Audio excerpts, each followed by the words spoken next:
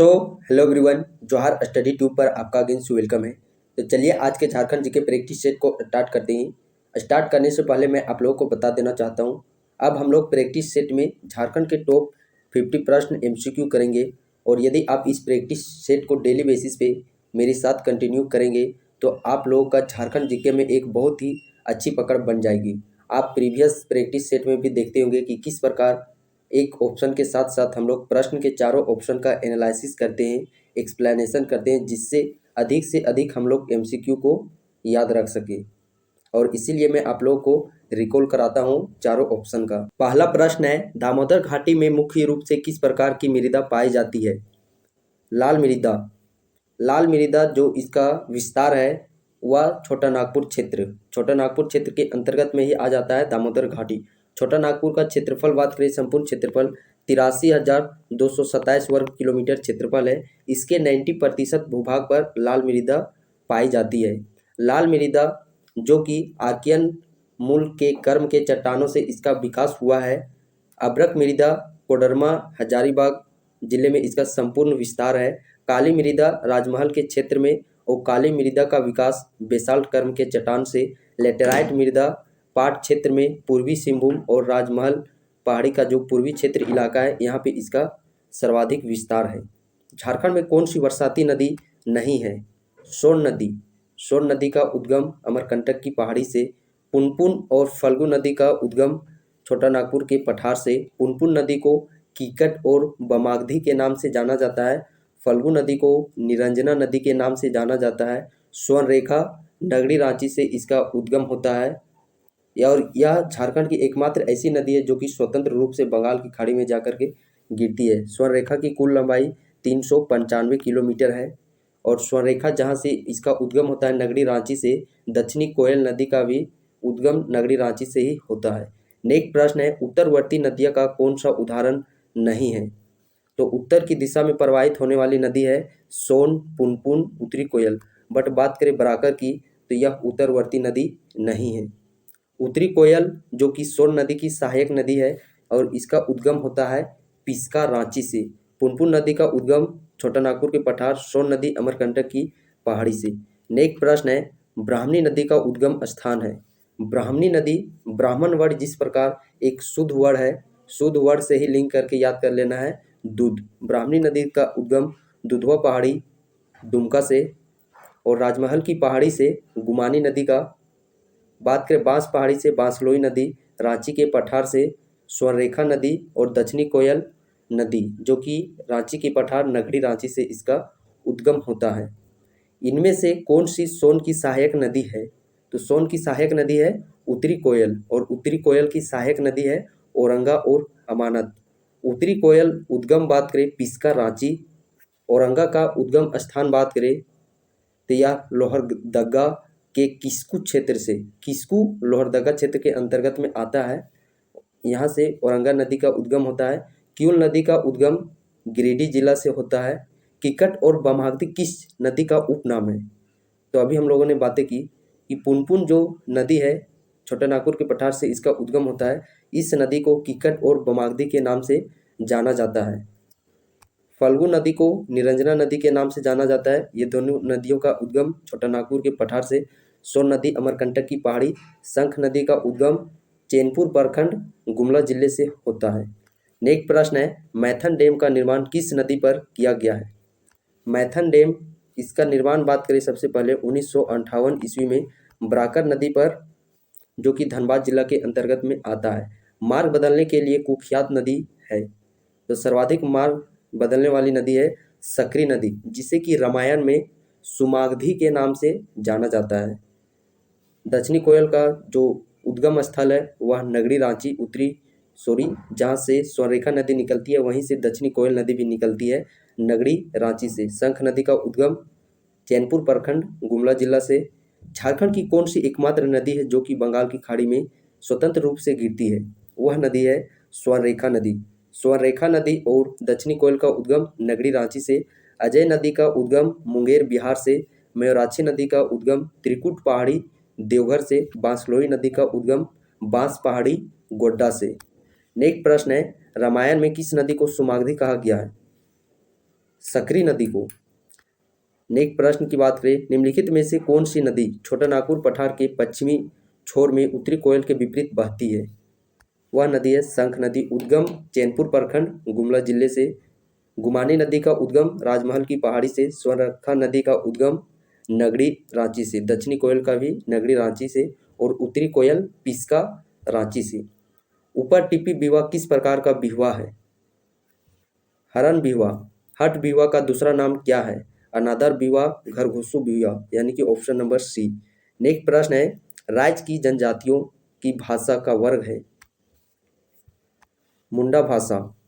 Next प्रश्न की बात करें, राज्य की जनजातियों में प्रथम स्थान है संथाल का, तो द्वितीय स्थान किस जनजाति का है?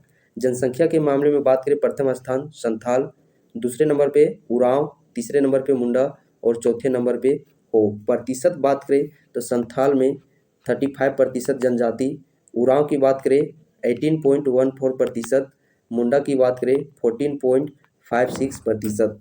राज्य की असुर जाति का क्षेत्र है संथाल परगना, रांची, पलामू, सिंहभूम क्षेत्र, जो कि झारखंड की सबसे प्राचीन जनजाति है असुर जाति। नेक्स्ट प्रश्न है, राजमहल की पहाड़ी से बसी प्रमुख जाति है। राजमहल जिसका निवास स्थान है राजमहल की पहाड़ी, वह जनजाति है सोरिया पहाड़ी जनजाति। राज्य की समस्त जनजातियां पूर्णतः वही विरवाही है। इसे वही विरवाही का तात्पर्य है समान गोत्र से विवाह करना, यानी कि ऑप्शन नंबर सी। राज्य के पलामू जिले में सर्वाधिक जनजाति है। पलामू जिले में कोरवा जनजाति सर्वाधिक निवास करती है। झारखंड राज्य की प्रचलित भाषा नहीं है। झारखंड राज्य की कौन सी प्रचलित भाषा नहीं है? अवधी। नेक्स्ट प्रश्न है, आर्य मुंडा परिवार की प्रचलित भाषा नहीं है। अंगिका। उरांवों की संघीय पंचायत को क्या कहती है? परहा। नेक्स्ट प्रश्न है, झूम गीत कब गाया जाता है? झूम गीत की बात करें, झूमर गीत कब गाया जाता है? तो झूमर गीत गाया जाता है पर्व त्योहार के अवसर पर। बिहुआ के समय डोमकच गीत, संतान की उत्पत्ति के समय झंझायन गीत। डोमकच गीत कब गाया जाता है? डोमकच बिहुआ के अवसर पर गाया जाता है और संतान की उत्पत्ति पर झंझायन गीत, पर्व त्योहार में झूमर गीत। नेक्स्ट प्रश्न है, उड़धरा गीत क्या है? तो उड़धरा एक प्रकार का गीत है जो कि वर्षा ऋतु के समय गाया जाता है। झंझायन गीत कब गाया जाता है? संतान की उत्पत्ति के समय। बिहुआ के समय डोमकच, पर्व त्योहार के समय झूमर गीत। पाइका क्या है? तो पाइका बात करें एक प्रकार का नृत्य है जिसमें कि सैनिक पोशाक यानी कि मार्शल आर्ट प्रकार का एक नृत्य है। जिस प्रकार हम लोग बात करते हैं छऊ नृत्य सरायकेला में प्रसिद्ध है, उसी प्रकार पाइका नृत्य की बात करें तो यह धनबाद जिले में प्रसिद्ध है। पाइका नृत्य का प्रचलन कहाँ की जनजातियों में प्रचलित है? तो कहाँ के जनजातियों में प्रचलित है? ये प्रचलित है धनबाद। और छऊ नृत्य सरायकेला में। सैनिक पोशाक पहनकर कौन सा किया जाता है? यही पाइका नृत्य। नेक्स्ट प्रश्न है, छऊ नृत्य झारखंड के किस जिले में प्रचलित है? छऊ नृत्य जो कि सरायकेला में प्रचलित है, पाइका नृत्य धनबाद जिले में प्रचलित है। राज्य की जनजाति आबादी का कितना प्रतिशत कृषि पर आश्रित है? 75%। निम्नलिखित में से कौन सा ताप विद्युत केंद्र दामोदर नदी घाटी परियोजना के अंतर्गत सम्मिलित नहीं है? तो सम्मिलित है बोकारो थर्मल, चंद्रपुरा, दुर्गापुरा। पतरातू सम्मिलित नहीं है। दामोदर घाटी परियोजना के अंतर्गत कुल बांध की बात करें तो 8 बांध, 1 अवरोधक बांध, दुर्गापुर अवरोधक बांध और 3 तापीय विद्युत केंद्र, बोकारो थर्मल, चंद्रपुरा और दुर्गापुर। और यह परियोजना 1948 में इसे परियोजना को आगे बढ़ाया गया। नेक्स्ट प्रश्न है, झारखंड में एल्युमिनियम कारखाना स्थित है। एल्युमिनियम कारखाना बात करें जिससे कि मोरी रांची में स्थापित किया गया कब? 1938 ईस्वी में। भुरकुंडा में कांच का उद्योग जो कि जापान देश के सहयोग से स्थापित किया गया है। गोमिया में विस्फोटक कारखाना, इंडियन एक्सप्लोसिव कारखाना फैक्ट्री, इसे स्थापित किया गया है 1955 ईस्वी में ब्रिटेन देश के सहयोग से। सिंदरी धनबाद में पहला उर्वरक कारखाना 1951 ईस्वी में स्थापित किया गया है। भारत के राज्यों में झारखंड का क्रम है 27वां क्रम है। जम्मू कश्मीर जिस प्रकार बात करें, यह जब से यूनियन टेरिटरीज बना है उस प्रकार अभी हम लोग बात करें रिसेंट में झारखंड में कुल 28 राज्य है और सबसे अंतिम राज्य बात करें वह तेलंगाना राज्य है।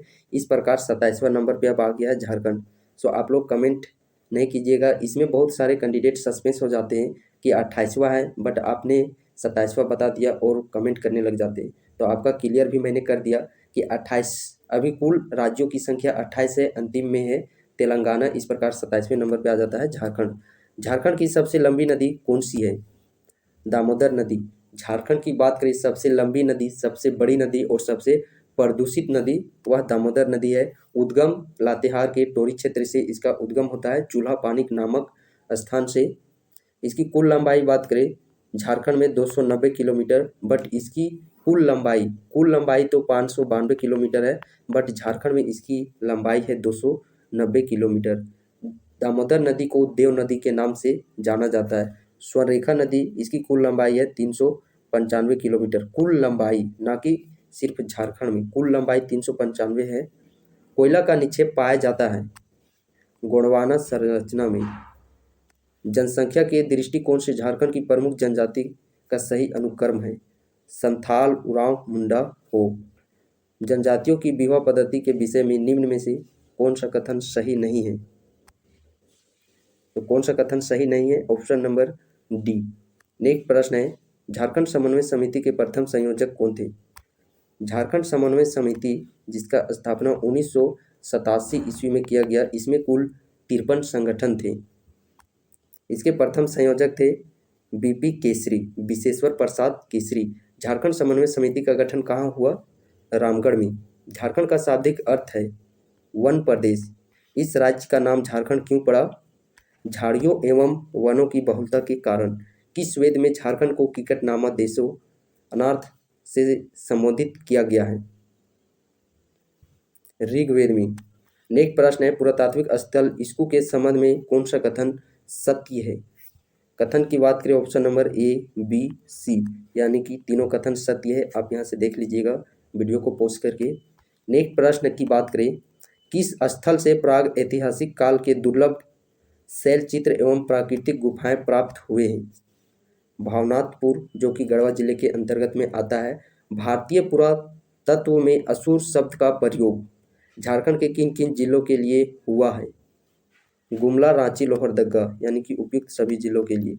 नेक्स्ट प्रश्न है, मगध से दक्षिण भारत की ओर जाने वाला व्यापारिक मार्ग कहाँ से होकर जाता है? झारखंड से होकर। मौर्य काल में किस क्षेत्र का अपना राजनीतिक, आर्थिक तथा सामाजिक महत्व था? तो किसका अपना महत्व था? झारखंड का।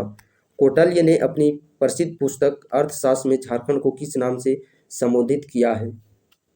कुक्कड़ देश के नाम से। मुगल शासक अकबर ने कब झारखंड को अपना करदाता प्रदेश बनाया?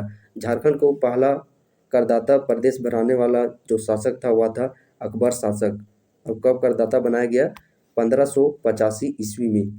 तो इस प्रकार आप देख सकते हैं विदिन 50 मिनट के अंदर में हम लोग लिमिट समय के अंदर में झारखंड के टॉप 50 प्रश्न विद एक्सप्लेनेशन के साथ हम लोगों ने देखा। इसी प्रकार आप लोग कंटिन्यू प्रैक्टिस सेट चाहते हैं तो आप चैनल को सब्सक्राइब कर ले और मेरा यकीन मानिए यदि आप इस प्रकार एक सप्ताह भी प्रैक्टिस सेट कर लेते हैं विद एक्सप्लेनेशन के साथ तो आप लोगों की झारखंड जीके में बहुत ही अच्छी पकड़ बन जाएगी। और जेसीसी एग्जाम को क्वालिफाई करने के लिए झारखंड जीके में यदि आपके सिलेबस में 50 प्रश्न पूछे जा रहे हैं तो इसमें आपको 40 प्लस करना अनिवार्य है, तभी आप लोग मेरिट में आ सकेंगे।